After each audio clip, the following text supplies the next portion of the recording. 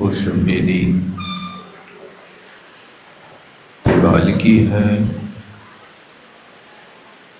अथवा चिवना की है। इस बात पर मीमांसा की जा रही थी। आचार्य महाराज ने उत्तर दिया, यदि सफेदी आप दीवाल की मानते हैं तो द्रव्य का उच्छेद हो जाएगा। द्रव्य का उच्छेद का अभिप्राय चूना नाम का कोई द्रव्य नहीं रहेगा। तो फिर दीवाल की सफेदी है, ये कहना व्यवहार की पद्धति है। व्यवहार से यदि कहते हैं तो द्रव्य का अस्तित्व सदा बना रहेगा, और निश्चय से यदि दीवाल की सफेदी कहते हैं तो चूना का अस्तित्व समाप्त हो जाएगा। आचार्य महाराज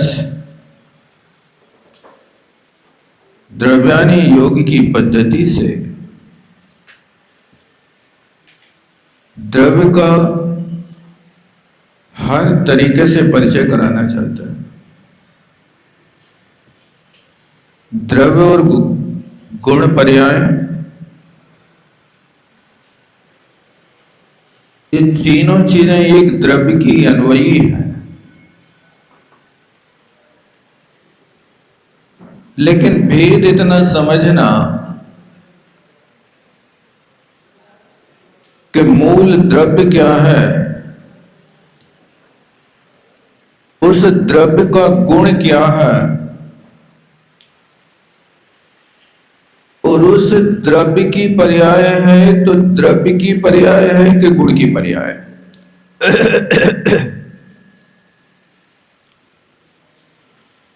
क्योंकि जितने गुण होते हैं उतनी गुणों की पर्याय होते हैं,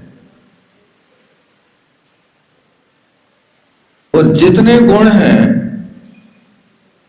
वो द्रव्य के आश्रित, द्रव्य से बाहर नहीं है।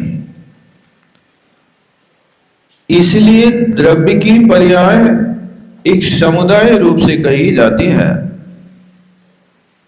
और गुण की पर्याय किसी एक गुण को लेकर के उसके पर्याय को कहा जाता है। जैसे आम हरे से पीला हो रहा, तो ये हरा से पीला होना द्रव्य की पर्याय में परिवर्तन हुआ कि गुण की पर्याय में परिवर्तन हुआ। ये हरा से पीला हो जाना, हरा क्या है? वर्ण गुण है। उस वर्ण गुण का हरा से पीला हो जाना एक गुण की पर्याय में परिवर्तन है। और मनुष्य से देव बन जाना एक द्रव्य की पर्याय में परिवर्तन है। इसी तरह खट्टे से मीठा हो जाना, ये किसमें परिवर्तन हुआ? रस गुण की पर्याय में परिवर्तन हुआ। खट्टा से मीठा परिवर्तित कर सकते कि नहीं? होता है क्या बात? जिन चीजों में परिवर्तन होना संभव है उनके साथ परिवर्तन कर सकते हैं। जिनमें परिवर्तन होने की कभी संभावना नहीं है उसमें परिवर्तन नहीं कर सकते। आम को तो हरा से पीला कर सकते हो, लेकिन सोने को कोई पीले से हरा नहीं कर सकता। अंतर समझ ना दोनों में। आम में हरा से पीलापन हो सकता, हां, लेकिन सोने में पीले से कोई भी हरापन लाने की सामर्थ्य नहीं है। तो समझना कि कौन से द्रव्य की गुणों में परिवर्तन है, कौन से गुणों में परिवर्तन नहीं है। लेकिन उसी सोने को आपको पीलापन बदलना है, तो जैसे वैद्य लोग स्वर्ण भस्म बना लेता है, वो पीलेपन से अब सफेदी में आ गया। भस्म तो सफेद ही होती। ये परिवर्तन उसकी मूल चूल परिवर्तन है। अब वो सोना द्रव्य नहीं है, अब वो यहां पर भस्म की पर्याय में आ गया। पुद्गल द्रव्य तो कायम है, पुद्गल द्रव्य में कोई परिवर्तन नहीं हुआ, लेकिन अब उसकी ऐसी पर्याय हो गई कि जिस पर्याय को आप जला करके भस्म बना करके उसके पीलेपन को समाप्त कर सकते हैं। ये यहां समझना। इसी बात को आगे आचार्य महाराज फिर कहते हैं, शंका है ननु, नीचे से चौथी लाइन के ऊपर अंतिम पृष्ठ नंबर 442, ननु कतरा अन्य शेटिका सेटका या यस्या सेटका भवति। ननु का अर्थ प्रश्न होता है, कोई सामने वाला प्रश्न करता है कि यस्या सेटका या सेटिका भवति कतरा अन्य सेटका। कहते जब सेटिका की सेटिका माने सफेदी होती है, ये बात निश्चित है, तो फिर कतरा अन्य सेटिका, ओ सेटिका माने सफेदी अन्य कहां से आई है। इसके लिए कहते ना खलु अन्य सेटिका सेटका या किंतु स्वामी अंसौ ये अन्य हो। कहते वो वास्तव में देखा जाए तो सेटिका की सफेदी अलग नहीं है, लेकिन सेटिका की सफेदी का दीवाल में अंश आया तो वो स्वामी अंश है। उस चूना का सारा जो स्कंध है, उस स्कंध को दीवाल पर कुछ अंशों में लेकर के आए हैं, तो वो उस सेटिका का माने खड़ाई का खड़िया का ही अंश है, स्वामी अंश है और कोई दूसरा नहीं है। कि मात्र साध्यम स्वामी अंश व्यवहार है। यहाँ पर स्वामी अंश के व्यवहार से आप क्या साध्य करना चाहते हो, क्या सिद्ध करना चाहते हो। ना किमपि, मुझे कोई अलग से कार्य की सिद्धि नहीं करना है। तरही ना कस्यापि सेटिका ये हुई थी निश्चया। इसलिए जब निश्चय की दृष्टि से देखते हो तो चाहे वो चूना दीवार पर हो, पान पर हो, कहीं पर भी लगा हो, बस एक निर्णय रखना, ये सफेदी चूना की ही है और किसी दूसरे की नहीं है। ये निश्चय का कथन किया गया है। यथायम दृष्टांता तथायम दाष्टान्तिका। तो जैसे यहाँ पर दृष्टांत दिया और निर्णय किया दीवाल के ऊपर और चूना की सफेदी, अंत में निर्णय ला करके कर दिया कि निश्चय की दृष्टि से चूना की ही सफेदी है, दीवाल की कोई सफेदी नहीं है। अब दाष्टान्त की ओर चलते हैं। दाष्टान्त का अर्थ क्या है। अभी तो किसी परवस्तु का सहारा लेकर के यहाँ अपनी बात रखी, संदर्भ रखा।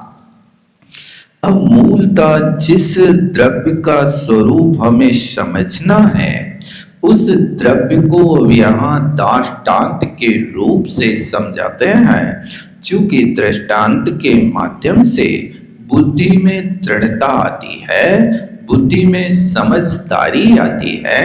इसलिए किसी भी वस्तु को समझे तो दृष्टांत पूर्वक समझे, युक्ति पूर्वक समझे। युक्ति कहे या तर्क कहे या हेतु कहे, इन चीजों से जब वस्तु का स्वरूप समझ लिया जाता है तो फिर उसमें कहीं भी संशय को स्थान नहीं रहता। ये सब चीजें समझना चाहिए। लेकिन कुछ चीजें ऐसी होती हैं कि जिनमें तुम सिद्धांत तो पढ़ सकते हो, लेकिन युक्ति का अध्ययन तो आपको दार्शनिक ग्रंथों से ही सीखना पड़ेगा।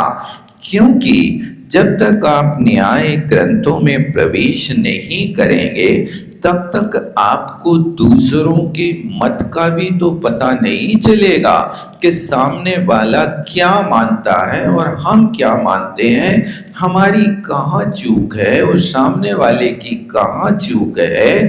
ये वस्तु को समझने के लिए युक्ति की बहुत आवश्यकता होती है। अब गाड़ी पंचर हो गई है। अब गाड़ी पंचर हुई कि चक्का पंचर हुआ है, एक सुई की नोक के बराबर छेद ने आपकी गाड़ी को बियाबान जंगल में खड़ा कर दिया। अब क्या करना है, गाड़ी को ठीक करना। हाँ, तो जब तक चक्का नहीं निकलेगा तब तक पंचर नहीं सुधरेगा।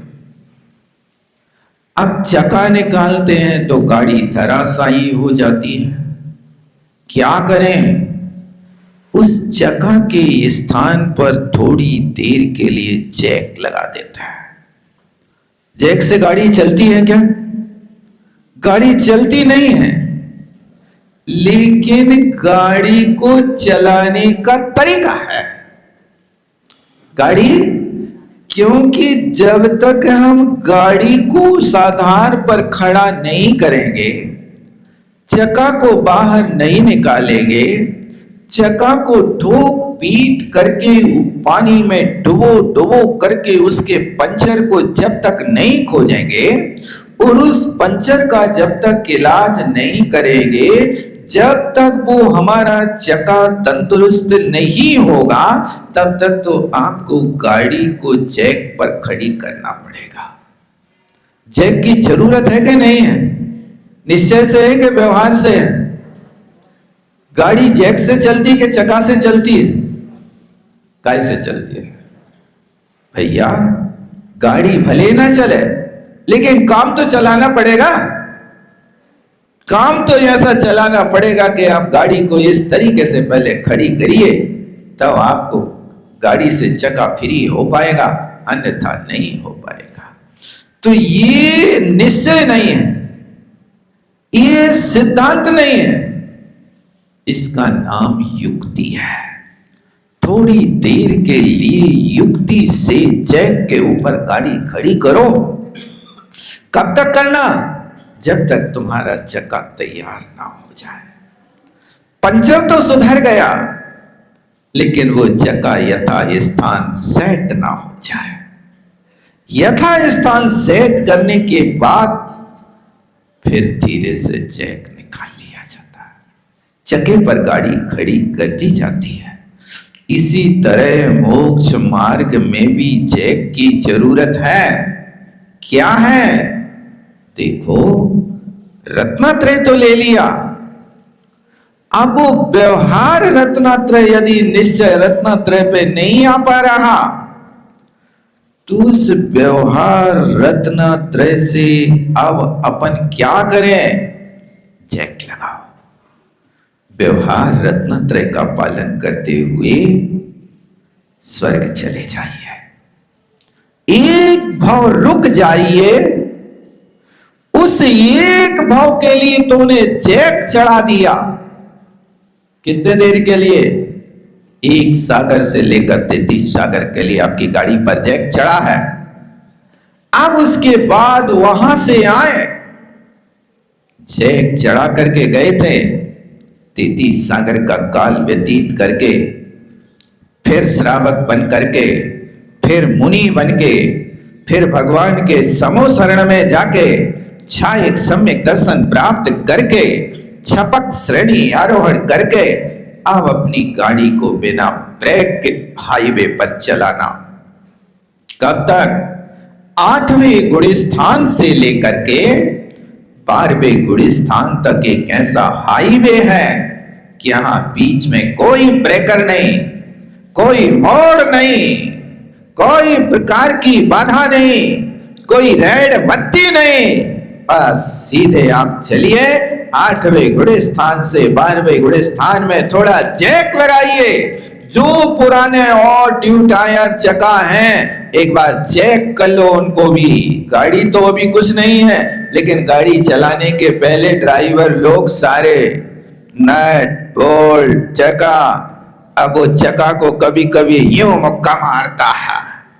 देखा गाड़ी चलाने के पहले? क्यों? क्या जरूरत है?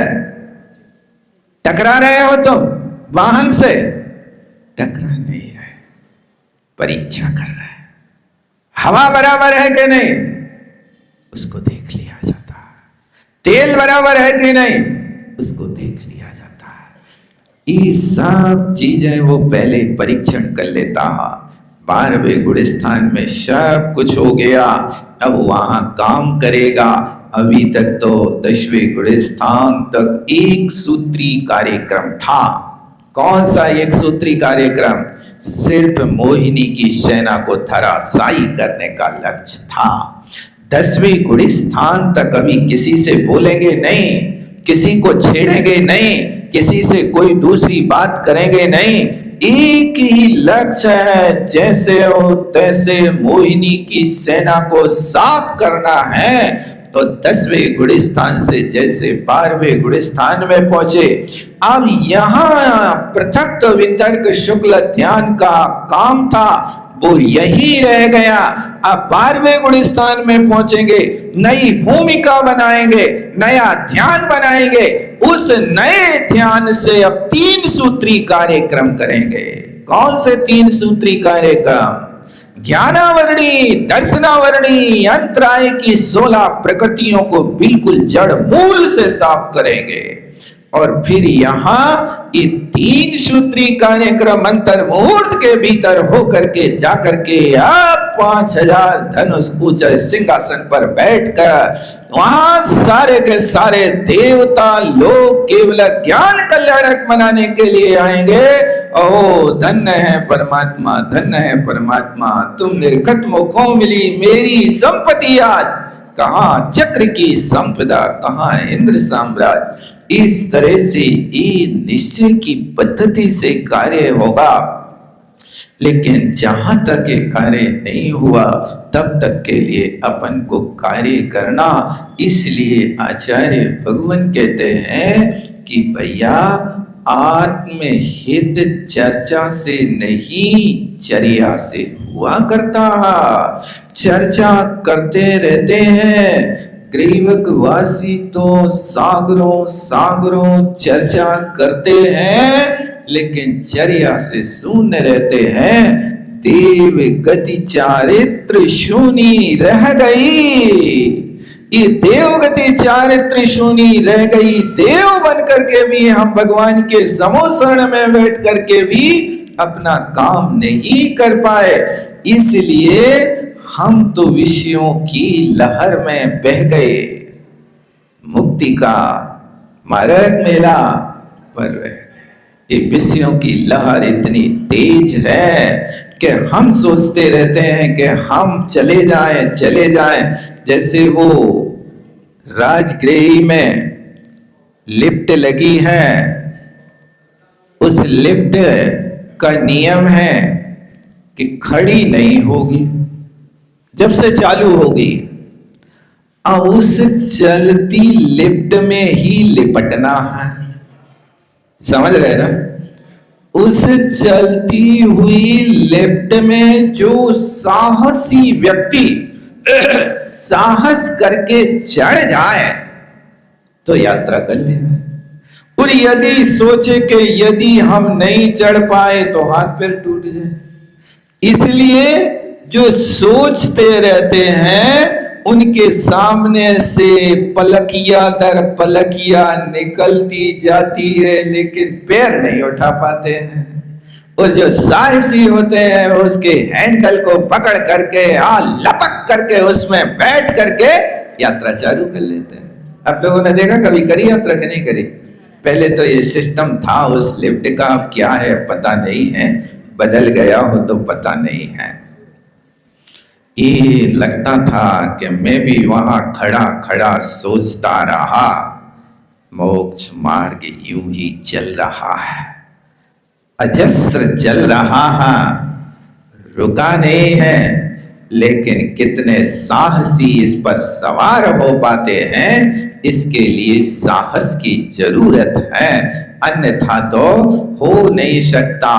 एक व्यक्ति ने लिफ्ट तो पकड़ ली, लेकिन जमीन से पैर नहीं उठा पाया।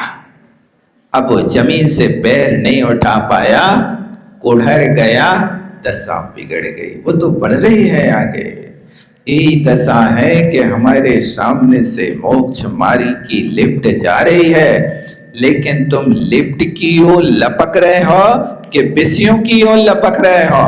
कहते हो हम तो विषयों की लहर में बह गए, विषयों की लहर में बह गए। अरे बहते हुए के लिए भी तो हस्तावलंबन दे रहे हैं गुरु महाराज। भो प्रमाद मौधूय भजत मैंने, रे प्रमादी, प्रमाद को छोड़ करके ये नाम भजत्वम, इनकी सेवा करो। कौन है? मोक्षपुरी सार्थवाहे, ये मोक्ष नगरी तक जाने वाले सार्थवाही हैं, साथी हैं। ये स्वयं चलेंगे और तुम्हें ले जाएंगे। ये नाम भजत्वम, इनकी तुम सेवा करो। लेकिन जो प्रमादी पड़े रहते हैं वे कल्याण नहीं कर सकते हैं। इसलिए आध्यात्मिक उन्नति के लिए सबसे पहले व्यक्ति को अपराध बोध होना चाहिए, और दूसरी चीज आत्मनिरीक्षण होना चाहिए, और तीसरी चीज एकांतवास होना चाहिए, और चौथी चीज मौन की साधना होना चाहिए। क्या ये चार चीजों में आपकी रुचि है? आध्यात्मिक उन्नति करना है तो आध्यात्मिक उन्नति करने वाला व्यक्ति हमेशा दोष देखता है। किसके दोष देखता है?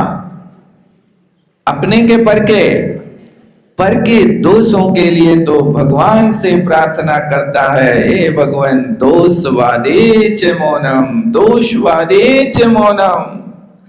किसी के दोष यदि दिख जाए तो मैं मौन धारण करूं, लेकिन अपने दोष होवे तो अपने दोषों को कभी माफ मत करना, क्योंकि जो व्यक्ति अपने दोषों को माफ करता है वो अपने साथ इंसाफ नहीं करता है, अन्याय कर रहा अपनी आत्मा के साथ में। तुम न्याय करो।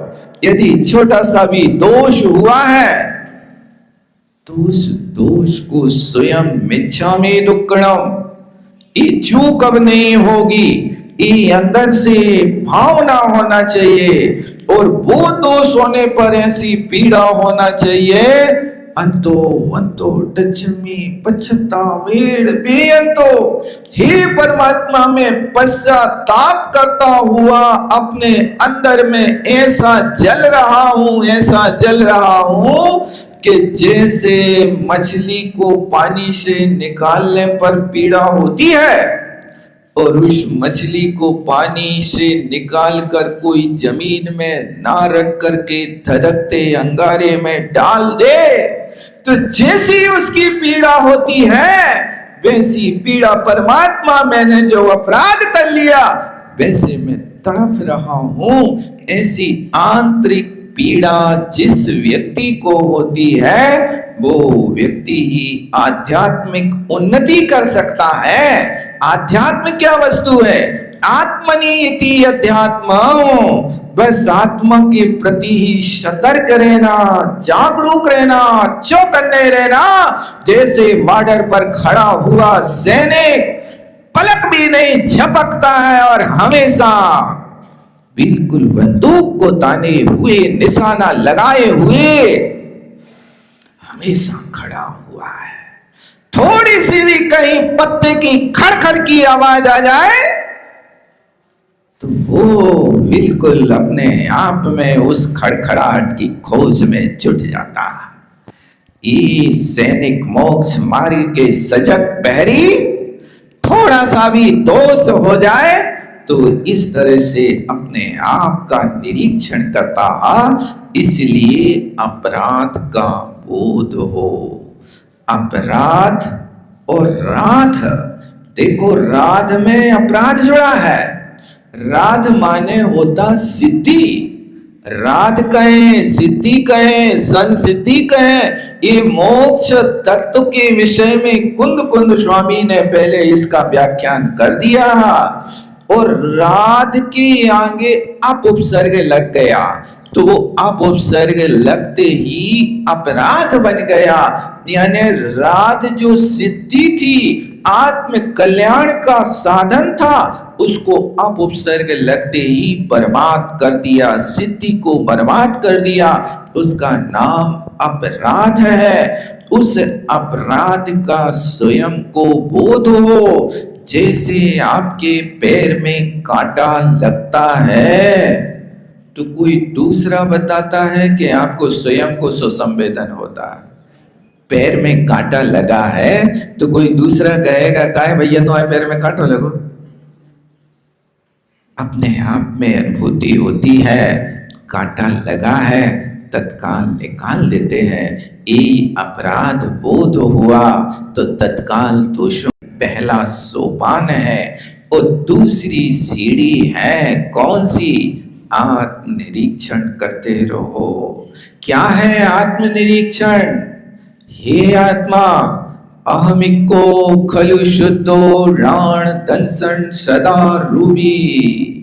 ये आत्मनिरीक्षण का सदा उपाय है। भगवान मेरा स्वरूप तो ये है, अहम एक को, मैं एक हूं, दूसरे से मेरा कोई संबंध नहीं है।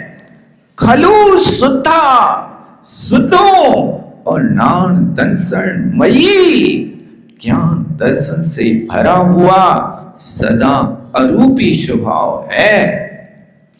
इन स्वभाव के अलावा जितने भी भाव हैं वे सब मत्ता परा, मेरे से बाहर है। मेरा स्वभाव ये है ही नहीं। ऐसा बार बार आत्मनिरीक्षण करो। मैं सब काम कर तो रहा हूं, लेकिन बस ऐसे कर रहा हूं जैसे कोई सर्विसमैन सर्विस तो करता है, लेकिन बार बार स्मृति होती, भगवान पराई चाकरी से कब छुटकारा मिलेगा, कब छुटकारा मिलेगा। ये पराधीनता कष्टप्रद है। ये बात पद्म पुराण में लिखी है। जब कृतांत्र वक्त सेनापति सीता को छोड़ने जाता है और बियावान जंगल में पहुंच करके और जा करके जब रथ को खड़ा करता है तो रोना प्रारंभ कर देता है। बहुत विलाप किया। तब सीता पूछती है, भैया तुम तो पुराने अनुभवी सहिष्णु राजा दशरथ के मंत्री, प्रधानमंत्री, इतने दुखी क्यों हो रहे हैं, क्या हो गया? तब सीता को कहता, महाराज रामचंद्र जी ने आपको यही रुकने के लिए कहा है। तब उस समय सोचता है कृतांत्र वक्त्र सेनापति कि हे भगवान, पराई चाकरी से तो स्वतंत्र कुत्ता की जिंदगी अच्छी है, जिसके लिए कोई परतंत्रता नहीं। मैं परतंत्र होकर के एक शीलवती अबला नारी को, गर्भवती नारी को ऐसे स्थान पर छोड़ करके घोर अपराध कर रहा हूं। अब वो वही संकल्प कर लेता है कि अब ये जीवन का अंतिम अपराध होगा, अब इसके बाद यदि जीवन शेष होगा और राम के निकट तक पहुंचूंगा तो राम के इस रथ की डोर उनको संभला करके कहूंगा अब तो मैं मोक्ष मार्ग की बागडोर संभालूंगा, तब हमसे ये काम नहीं होता। और जैसे ही सीता को छोड़ करके वापस आते हैं कृतांत्रवक्त्र सेनापति, तो सीधे रामचंद्र जी से कहते हैं अब तो मुझे दीक्षा की अनुमति दो। रामचंद्र जी समझाते हैं अभी कुछ और हमारा सहयोग करो, अब तो संसार का स्वरूप देख लिया, अब मैं इस अपराधी दुनिया में रहना पसंद नहीं करता हूँ, एक पराधीनता की जिंदगी अब मैं नहीं जी सकता। और वे दीक्षा लेने के लिए तत्पर हो जाते हैं। तो रामचंद्र जी देखते हैं कि अब इसका वैराग्य चरम सीमा को बढ़ गया। फिर पूछते हैं कृतांत्रवक्ता, क्या वास्तव में सीता को वन में छोड़े आए कि तुम अपने घर में छोड़े आए? क्या किया? अंदर में लग तो रहा था कि कहीं वास्तव में ये सच्चा ना कर दे। वे कृतांत्रवक्ता कहते हैं जो आपकी आज्ञा थी उसका पालन कर लिया, अब भगवान की आज्ञा का पालन होगा, मुझे तो दीक्षा लेना। रामचंद्र जी समझाते हैं, लेकिन कृतांत्रवक्ता एक भी नहीं मानता है। और जाते जाते रामचंद्र जी कहते भैया तुम मुनि बनकर के यदि स्वर्ग जाओ तो हमारी खबर ले लेना, मैं काश फंस जाऊं इस गृहस्थी के व्यामोह में, राज्य के व्यामोह में, तो तुम मुझे संबोधन करने आ जाना। कृतांत्रवक्ता कहता है मुझे तुम्हारा वादा मंजूर है, और दीक्षा लेकर के स्वर्ग जाते हैं, छठवें स्वर्ग पहुंचते हैं। और जिस समय रामचंद्र जी लक्ष्मण को टांगे टांगे 5.5 महीने का काल व्यतीत हो गया, आज कृतांत्रवक्ता सेनापति के जीव स्वर्ग में खबर पहुंची कि तुम्हारा स्वामी बहुत दुखी है। वहां से आकर के वो फिर यहाँ संबोधन करता है, वो उस समय कृतांत्रवक्ता सेनापति की पर्याय में किया हुआ वादा आज यहाँ पर वो देव बन करके उस वादा को पूरा कर रहा है।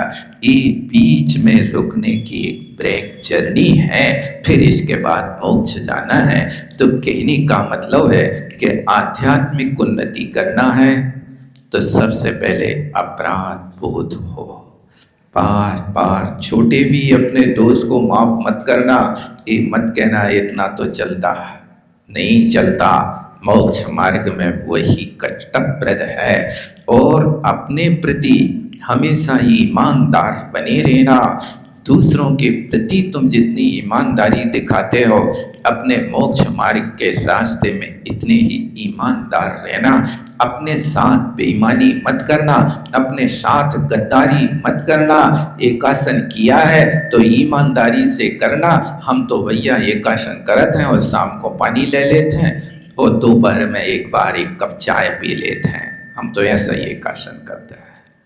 एकासन है उसको एकासन नहीं कहो, हम ऐसी साधना करना चाह रहे करो, लेकिन एक आसन का अर्थ एक आसन है, एक भुक्ति है। 3 भुक्ति करके एक भुक्ति बताओ, ये बेईमानी है, ईमानदारी नहीं है। इस तरह प्रत्येक कार्य में आप ईमानदारी बरतें तो अपराध बोध होगा, आत्मनिरीक्षण होगा। और फिर इसके साथ तीसरी बात है कि आप मौन की साधना करें।